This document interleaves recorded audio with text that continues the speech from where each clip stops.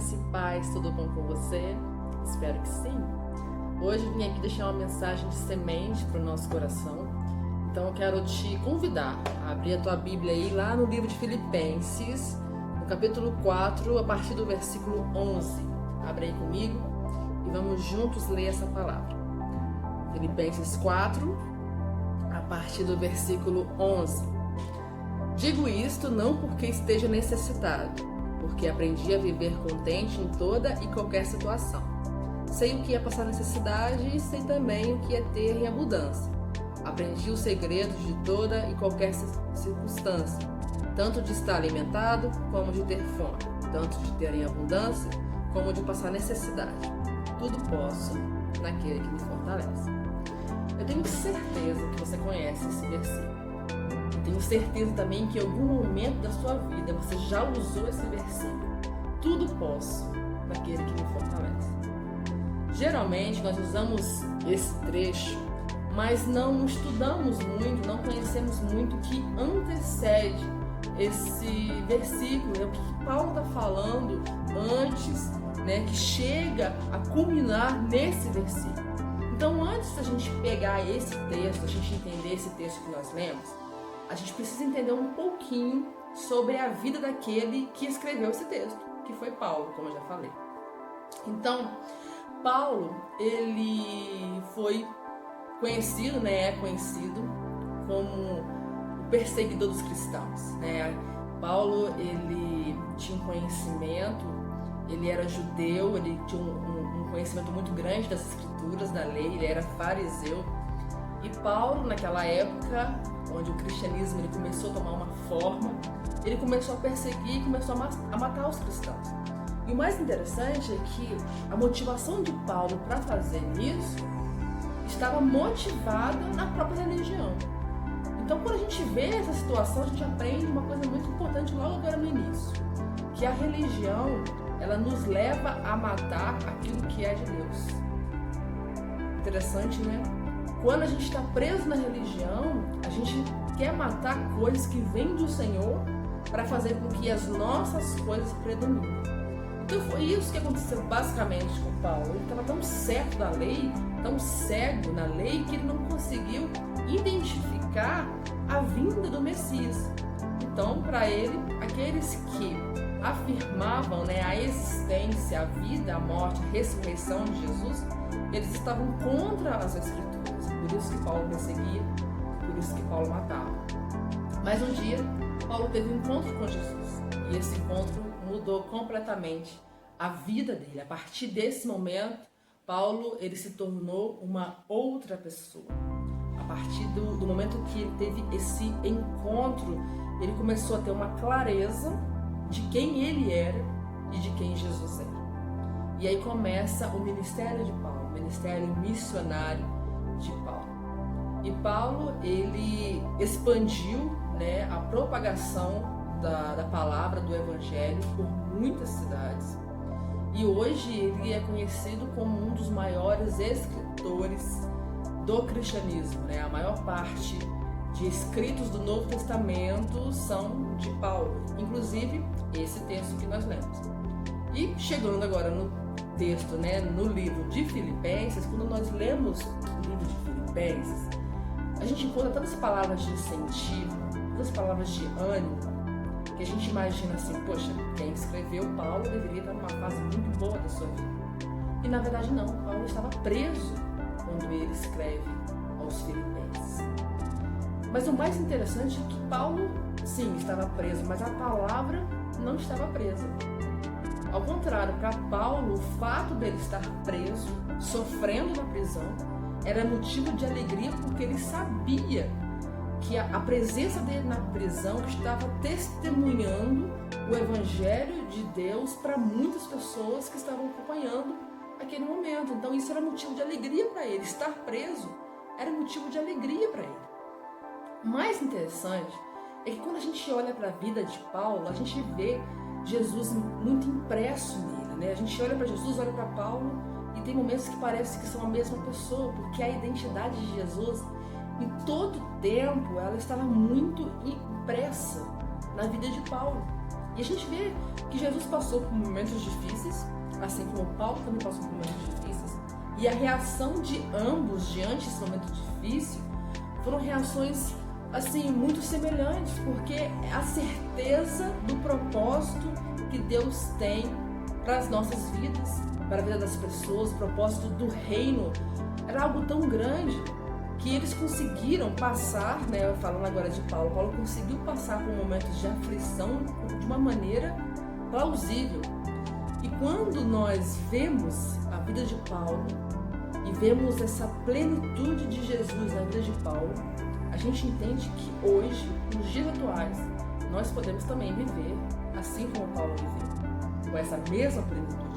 E aliás, é isso que Deus espera de nós, que nós possamos viver nessa plenitude, nessa leveza. E quando nós lemos esse texto de Filipenses 4:11, Paulo começa a dizer o seguinte: digo isso não porque esteja necessitado, porque aprendi o segredo de estar contente em toda e qualquer situação. Que situação era essa? A gente sabe que Paulo, ele sofreu muito. Ele sofreu açoites, ele passou fome, ele esteve preso, foi perseguido, mas em todo momento ele tinha algo na vida dele. Ele estava contente, ele estava alegre, porque ele sabia o propósito pelo qual ele estava passando por todas as coisas. Então Paulo, ele tem um segredo de estar contente. E qual é esse segredo de Paulo que nós precisamos hoje trazer para os nossos dias? Dias que nós estamos vivendo aí de dificuldade, de aflições, de crises, de enfermidades. Como estar contente em meio a tudo isso que nós estamos vivendo hoje? Na verdade, Paulo, ele tinha um princípio que nós precisamos ter também. A partir do momento que Paulo conheceu a Jesus, Paulo não tinha mais a vida dele e a vida religiosa. A vida de Paulo, a partir daquele momento, era a vida de Deus. Ele vivia para isso, ele vivia para Jesus. Então, uma das coisas que hoje nós precisamos mudar na nossa vida é justamente isso, porque a gente vive a nossa vida na igreja, a nossa vida na célula, aí vivemos a nossa vida no trabalho, a nossa vida na faculdade. Nós separamos a nossa vida das coisas de Deus, mas nós esquecemos que a partir do momento que nós nos convertemos a Ele, toda a nossa vida é dedicada a Deus. Então, se eu estou no meu trabalho, eu estou ali trabalhando, vivendo para Deus. Se eu estou na faculdade, eu estou trabalhando, vivendo para Deus. Se eu estou na igreja, eu estou ali louvando, servindo e vivendo para Deus. Não tem como fazer uma separação. Quando a nossa vida, ela se mistura à vida de Deus, a gente começa a enxergar as coisas de uma outra maneira. Eu vejo que hoje nós ainda sofremos muito, e eu me incluo nisso, porque eu ainda estou numa fase de aprendizado, tenho muito que aprender. A gente hoje sofre muito pelas coisas, justamente porque nós não aprendemos ainda a viver essa vida misturada, mesclada com o Senhor. Nós ainda vemos as coisas de uma maneira separada. Quanto a tudo isso que tem acontecido, a gente sabe, a gente tem a palavra de Deus que nos informa, que nos alerta, não é surpresa. Mas por que a gente ainda se apavora quando temos algumas notícias? Eu estou falando isso, claro, numa questão individual, num apavoramento individual. Por que eu tenho tanto medo daquilo que está por vir? Eu vejo que talvez nos falta entender quem nós somos, né? Por que nós somos como gerados, quem nós somos agora e para onde nós vamos. Paulo, ele tinha muito nítido, muito claro, muito esclarecido isso no coração dele. Ele sabia que aquilo que ele tinha vivido para trás já não valia mais nada. O que valia era aquela vida que ele tinha agora com Deus para frente. Ele deixava para trás todas as coisas e seguia rumo ao alvo. Paulo, ele sabia que se hoje ele estava vivo, ele estava com Jesus. Mas que se amanhã ele morresse, ele também estaria. Então para ele não fazia diferença. A preocupação de Paulo era fazer a vontade de Deus, cumprir o ministério pelo qual ele foi chamado. Então, Paulo mesmo vai relatar, né, que morrer para ele era lucro, né? Viver com Deus, como diz aqui, lá no, vamos ler aqui, lá no capítulo 1, no versículo 21, fala, porque para mim viver é Cristo e morrer é lucro.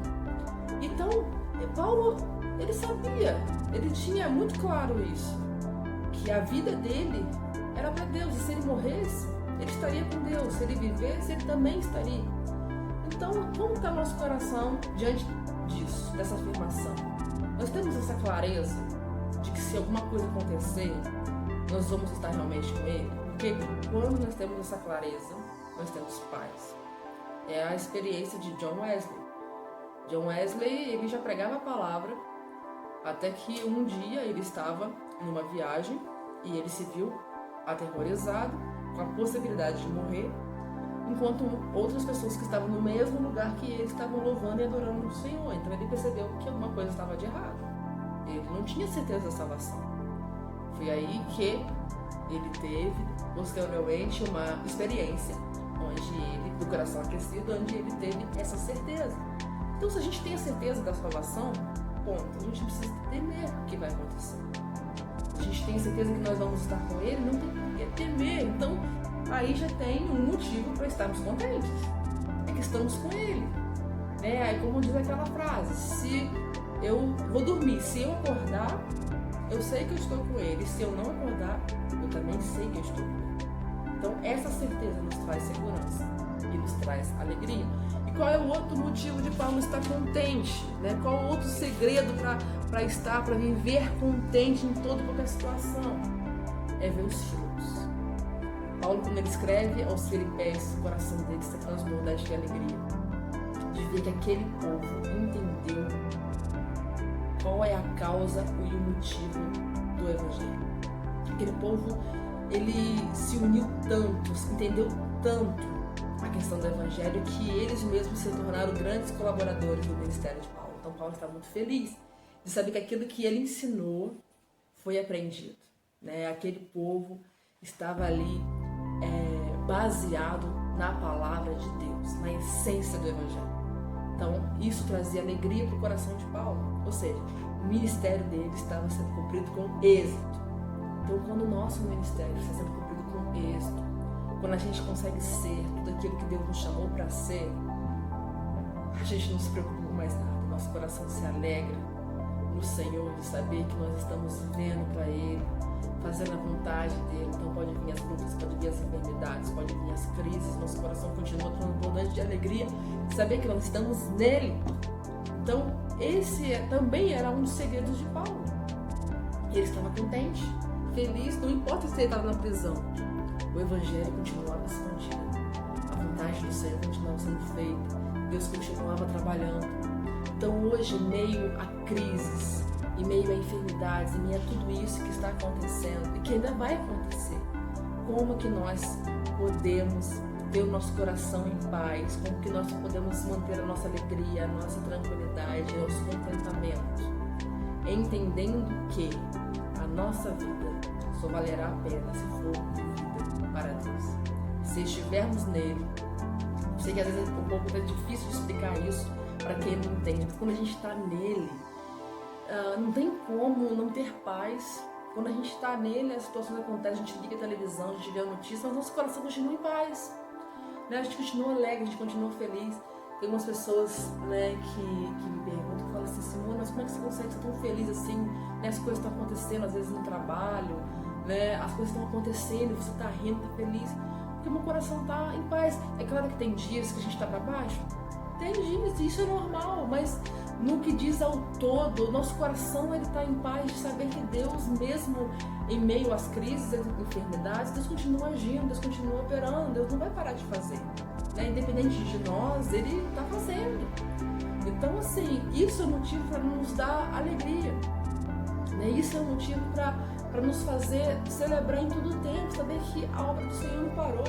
Hoje a igreja, ela não está podendo se reunir nos templos. Amém, nós estamos em casa, mas Deus está deixando de operar? Não está deixando de operar. Ao contrário, eu vejo que a palavra do Senhor está se expandindo de uma maneira maravilhosa através da internet. Então, o nosso coração, quando nós estamos nele, ele gera essa paz, essa confiança, essa tranquilidade, que só experimentando dele para saber. Então, se você quer ter paz, se você quer ter segurança, converse com ele, experimente dele, ore a ele, fale com ele, e ele vai te dar, né, essa confiança, essa segurança. E quando nós aprendemos isso, aprendemos a viver nele e temos essa segurança, então para nós já não faz diferença se temos muito, se temos pouco, se o momento é bom, se o momento é ruim, se está com crise econômica, se está sem crise econômica, não importa. Nós aprendemos a viver em toda e qualquer situação feliz, contente e em paz. E aí sim podemos declarar que todas as coisas podemos naquele que nos fortalece. Eu posso estar passando necessidade, eu posso estar passando uma crise, eu posso estar com abundância na minha casa, como não posso não estar, eu posso estar passando por uma aflição, eu posso estar passando por um momento de alegria, eu tudo posso naquele que me fortalece. Então, essa é a palavra que eu quero deixar para vocês. E quero terminar com o versículo 4, voltando um pouquinho aí no capítulo 4, que diz o seguinte: alegrem-se sempre no Senhor. Outra vez digo, alegrem-se. Que a moderação de vocês seja conhecida por todos. Perto está o Senhor. Não fiquem preocupados com coisa alguma, mas em tudo sejam conhecidos diante de Deus os pedidos de vocês, pela oração e pela súplica, com ações de graça. E a paz de Deus, que excede todo entendimento, guardará o coração e a mente de vocês em Cristo Jesus. Acho que eu não preciso nem falar mais nada, não. Esse trecho já fala tudo que nós precisamos ouvir e entender. Então, que o Senhor possa estar abençoando a tua vida através desse pequeno estudo dessa palavra. Espero que você tenha entendido, né? E que a gente consiga ser como Paulo, passar por esses dias com um sorriso no rosto, com uma leveza no nosso coração, com paz, tranquilidade, tendo essa certeza de que tudo posso naquele que me fortalece. Que Jesus te abençoe a tua casa, a tua família, em nome de Jesus.